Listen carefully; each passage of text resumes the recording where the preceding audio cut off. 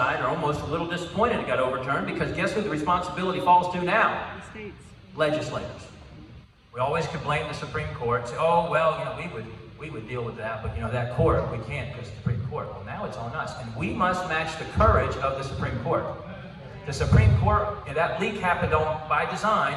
They were threatened, they were harassed, they were intimidated illegally. The Supreme Court stood up. How many of us wondered after 49 years if we would ever see that decision overturned? Right? Many of us have been in that fight a long time. Even on the court, Democrat presidents appoint justice to the Supreme Court. They've had 1,000, 100%, and they're always liberal, leftists. Republicans go about 50-50. Well, thank God for President Trump. He went 3 for 3. And if we didn't have those 3, we would not have had that decision overturned, of course.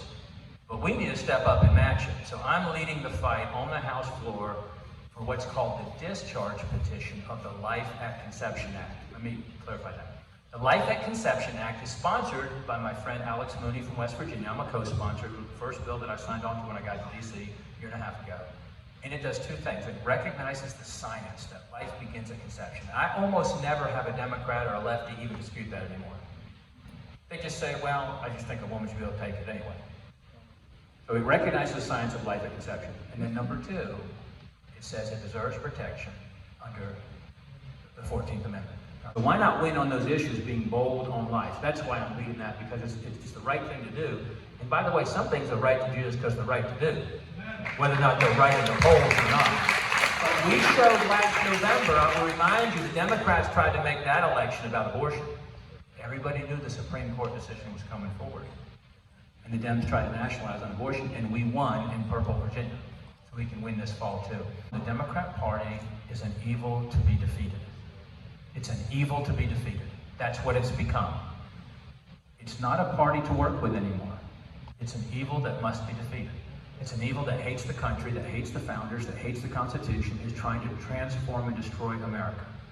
And nothing they're doing makes sense. This administration believes the greatest threat to America is Americans. They continue to weaponize the federal government against its citizens. Whether it's how they've treated January 6th prisoners, one other conversation, with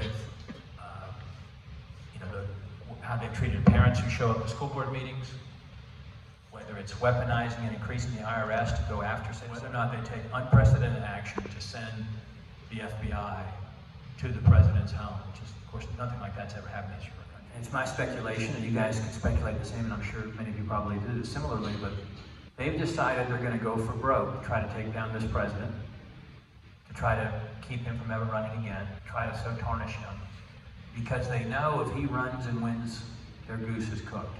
They know he has a friendlier Congress than